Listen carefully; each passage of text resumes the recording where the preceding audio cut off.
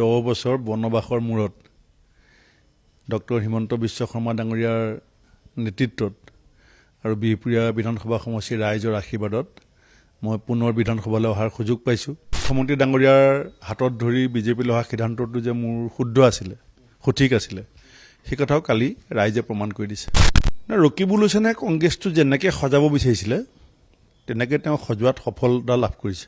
কংগ্ৰেছৰ আমি এৰি থৈ অহাৰ পাছত কংগ্ৰেছৰ হৰ্তাকৰ্তা বিধতা ৰকিবুল হুছেইন, এতিয়া ভৱিষ্যতো ৰকিবুল হুছেইন, আৰু তাৰ পিছৰ ভৱিষ্যত তেওঁ ঠিক কৰিব। মোৰ লগত এই মুহূৰ্তত উপস্থিত আছে বিহপুৰীয়া সমষ্টিৰ বিজেপিৰ বিজয়ী প্ৰাৰ্থী ভূপেন বৰা, আৰু আপোনাক প্ৰথমতেই স্বাগতম জনাইছোঁ ND24লৈ। প্ৰথম কি ক'ব বিচাৰিব আপুনি, বিহপুৰীয়াবাসীক কি ক'ব বিচাৰিব ND24ৰ যোগেদি? নিশ্চিতভাৱে মই এই কথা স্বীকাৰ কৰিব লাগিব যে 10 বছৰ বনবাসৰ মূৰত ডক্টৰ হিমন্ত বিশ্ব শৰ্মা ডাঙৰীয়াৰ নেতৃত্বত আৰু বিহপুৰীয়া বিধানসভা সমষ্টিৰ ৰাইজৰ আশীৰ্বাদত মই পুনৰ বিধানসভালৈ অহাৰ সুযোগ পাইছোঁ। আৰু মই যেতিয়া মুখ্যমন্ত্ৰী ডাঙৰীয়াৰ আহ্বান ক্ৰমে বিজেপিত যোগদান কৰিছিলোঁ তেতিয়া মই নিজে এইটো ধৰিব পৰা নাছিলোঁ যে মোৰ পথটো কি ধৰণৰ হ'ব, কিন্তু বিহপুৰীয়াবাসীয়ে যোৱাকালি যিটো মেণ্ডেট দিছে, আৰু এইটো বিহপুৰীয়াৰ কাৰণে অভূতপূৰ্ব।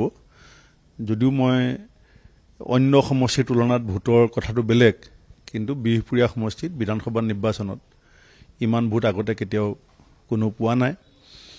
আৰু ৰাইজৰ বিশেষকৈ মহাপুৰুষ মাধৱদেৱৰ জন্মস্থান, 12 বৈষ্ণৱৰ জন্মস্থান বুলি আমি কওঁ, তাৰ ৰাইজৰ যিটো মানপত্ৰ বুলি কৈছোঁ, এইটো মোৰ কাৰণে এটা বিৰল সন্মান।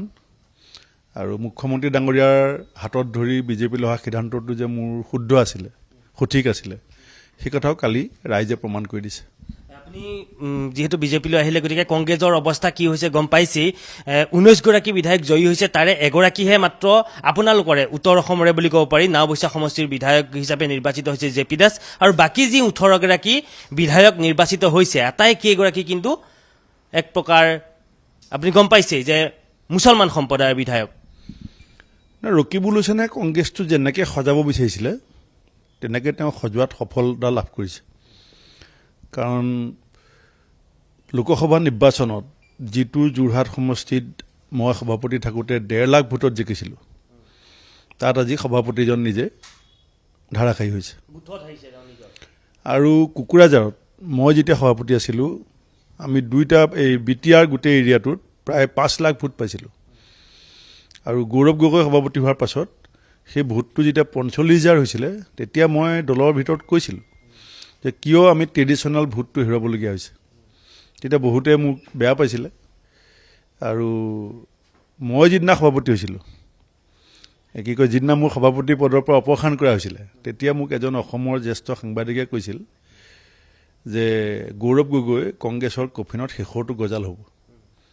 মই সেইদিনা ইমান কঠোৰ শব্দ সাংবাদিকৰ মুখত ভাল পোৱা নাছিলোঁ, কিন্তু কালি যোৰহাটবাসীয়ে আৰু সমগ্ৰ উজনি অসম ৰাইজেও দেখুৱাই দিলে। কাৰণ মই কৈ আছিলোঁ যে ব্ৰহ্মপুত্ৰৰ ইপাৰে সিপাৰে যদি এখন আসন জিকে, আই উইল ফিল প্ৰাউড।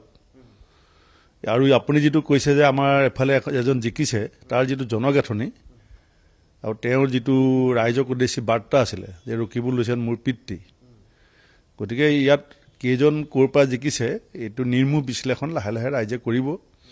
আৰু মই ভাবিছোঁ যে ৰকিবুল হুছেইনৰ পৰিকল্পনা মতেই দল পৰিচালিত হৈছে, আৰু দলে সেই অৱস্থাত গৈ পেলাই এতিয়া উপনীত হৈছে। মানে এতিয়া প্ৰদেশ কংগ্ৰেছৰ সভাপতি গৌৰৱ গগৈ নামতহে আছে, গোটেই কামবিলাক ৰকিবুল হুছেইনে চলাইছে বুলি আপুনি আগৰ পৰাই কৈছে। গতিকে প্ৰদেশ কংগ্ৰেছে ৰকিবুল হুছেইনক সভাপতি পাতি দিলে কেনেকুৱা হ'ব বুলি ভাবে আপুনি?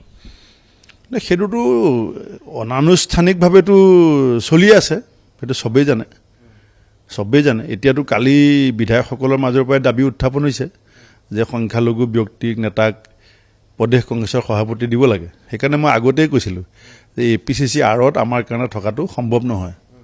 আমি APCCতহে কংগ্ৰেছ কৰিবলৈ গৈছিলোঁ। যেতিয়া APCC আঁৰলৈ পৰ্যবেক্ষিত হৈছিলে, তেতিয়া আমি মানে স্বস্তিত নিশ্বাস লোৱা অসুবিধা হৈছিলে। আৰু এতিয়া ভাল প্ৰস্তাৱ আহিছে যে এইটো কাক মানে লক্ষ্য কৰি পেলাই কোনে প্ৰস্তাৱ আনিছে যে সংখ্যালঘু নেতা এজনক কংগ্ৰেছৰ সভাপতি দিব লাগিব, আৰু দিব লাগিব। কাৰণ যেতিয়া 20জন তেওঁলোকৰ জিকিছে আৰু বাকীজনকো তেওঁলোকে জিকাই পঠাইছে, গতিকে তেওঁলোকৰ দাবীৰ ন্যায্যতা আছে আৰু সেইকাৰণে মই ভাবোঁ যে AIDF আৰু কংগ্ৰেছটো যদি এতিয়া মাৰ্চ কৰি লয়, কাৰণ মইহে বাধা আছিলোঁ, তেতিয়াহ'লে ৰকিবুল হুছেইন সভাপতি আৰু বদৰুদ্দিন আজমল ডাঙৰীয়াক বিধায়িনী দলৰ দলপতি, কাৰণ আজমল ডাঙৰীয়াৰো যথেষ্ট অভিজ্ঞতা আছে সংসদীয় আৰু বিধানসভাৰ মজিয়াত। গতিকে মই ভাবোঁ তেওঁলোকৰ যিটো প্ৰকৃত লক্ষ্য আৰু উদ্দেশ্য সেইটো চূড়ান্ত পৰ্যায় পাব। আৰু এটা কথা সুধিছোঁ, নিৰ্বাচনৰ আগত যিহেতু আপুনি খুব কম সময় থকা অৱস্থাত বিজেপিলৈ গৈছে, বিজেপি মানুহে আপোনাক আঁকোৱালি লৈছে, জিকাইছে, কিন্তু তাৰপিছতে আহিলে যে দুটা সমষ্টি, বিশেষকৈ দিছপুৰ আপোনাৰ সতীৰ্থ প্ৰদ্যুৎ বৰদলৈ গুচি আহিলে, এই দুটা সমষ্টিত মানুহে খুব নজৰ ৰাখিছিলে কি হ'ব ফলাফল, তাক লৈ সম্পূৰ্ণৰূপে চৰ্চা হৈছিলে গোটেই বিষয়টোক লৈ। তাৰপিছতে আহিলে যে আপোনাক যেতিয়া আপুনি বিজেপিলৈ গৈছিলে, মুখ্যমন্ত্ৰীগৰাকীয়ে আহি কৈছিল যে আপোনাক এটা ভাল সংস্থাপন কৰা হ'ব। এতিয়া যিহেতু আপুনি বিধায়ক হিচাপে নিৰ্বাচিত হ'ল, এতিয়া শীঘ্ৰে মন্ত্ৰীসভা গঠন হ'ব, গতিকে মন্ত্ৰীসভাত আপুনি স্থান লাভ কৰিব বুলি ইতিমধ্যে প্ৰায় চৰ্চা চলিছে। গতিকে সেই দিশটো আপুনি কেনেধৰণে চাইছে? অসমৰ ৰাজনৈতিক ইতিহাসত ইমান ডাঙৰ জনসমৰ্থন আজিলৈকে কোনো মুখ্যমন্ত্ৰীয়ে পোৱা নাছিলে।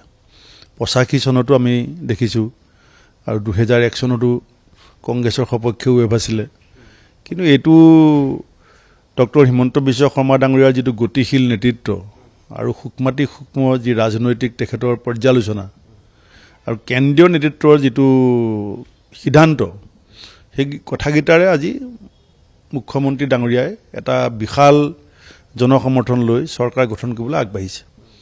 আৰু মই ভাবোঁ এই সম্পৰ্কত আমি বিধায়ক হৈ অহাটোৱেই এই সময়ত ডাঙৰ কথা, কাৰণ মই ইতিমধ্যে 10 বছৰ বিধায়ক নাছিলোঁ। গতিকে চৰকাৰ গঠনৰ ক্ষেত্ৰত মুখ্যমন্ত্ৰীগৰাকীয়ে যি সিদ্ধান্ত ল'ব আমি সহযোগিতা আৰু সমৰ্থন আগবঢ়াম। আৰু শেষৰটো প্ৰশ্ন, কংগ্ৰেছৰ ভৱিষ্যত আজিৰ দিনটোত আপুনি কি দেখিছে? কংগ্ৰেছৰ আমি এৰি থৈ অহাৰ পাছত কংগ্ৰেছৰ হৰ্তাকৰ্তা বিধতা ৰকিবুল হুছেইন, এতিয়া ভৱিষ্যতো ৰকিবুল হুছেইন, আৰু তাৰ পিছৰ ভৱিষ্যত তেওঁ ঠিক কৰিব। আৰু বিহপুৰীয়াত আপুনি এতিয়া কাম কৰিবলগীয়া 5টা কামৰ ভিতৰত আপুনি কি কাম কৰিব লাগিব বুলি ভাবিছে আটাইতকৈ, মানে বেছিকৈ? কাৰণ আপোনাৰ বহুকেইটা তাত সমস্যা কিন্তু আছে সমষ্টিটোত। গতানুগতিক কামবিলাকতো আছেই, যে ৰাস্তা, হস্পিটেল, স্কুল কলেজ বা বানপানী গৰাখহনীয়া, সেই ধৰণৰ কথাবিলাকতো আছেই। কিন্তু বিহপুৰীয়াবাসীয়ে সদায় ডাঙৰ সপোন দেখে। আগত যেতিয়া বিধায়ক আছিলোঁ, মাধৱদেৱ কলাক্ষেত্ৰ বা চেঁচা দুৰপাঙৰ ওপৰত নতুন দলং নিৰ্মাণ, এইবাৰ ৰাইজে কৈছে সমজিলাৰ কথা, আৰু মুখ্যমন্ত্ৰী ডাঙৰীয়াও কৈছিলে যে ভূপেন বৰাক জিকাই দিলে সমজিলাখন হৈ যাব।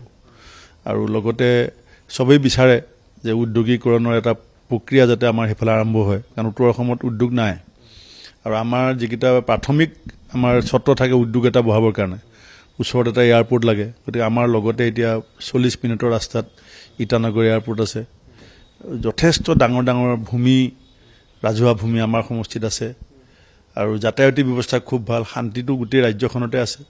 গতিকে সেইটো এটা আমাৰ চবৰে সপোন। আৰু তাৰ লগতে আমি ভাবিছোঁ যে আমাৰ সমষ্টিটোৰ শৈক্ষিক এটা সাংঘাতিক ভাল পৰিৱেশ আছে, সেইটো আৰু কেনেকৈ উৎকৃষ্ট মানদণ্ডৰ কৰিব পাৰি তাৰ কাৰণে নিশ্চয় কাম কৰিম। তেওঁ বহুকেইটা প্ৰশ্নৰ উত্তৰ দিলে, যিহেতু সময় আমাৰ হাতত কম, গতিকে তেওঁ ব্যস্ত আছে আৰু এনেধৰণে তেওঁ কেইটামান পৰিকল্পনা কৰিছে, আৰু সেই পৰিকল্পনাকেইটা বাস্তৱ কৰাৰ ক্ষেত্ৰত তেওঁ আগবাঢ়ি যাব, আৰু মুখ্যমন্ত্ৰীয়ে সেই কামসমূহত সঁহাৰি দিব বুলি ইতিমধ্যে তেওঁ আশা প্ৰকাশ কৰিছে।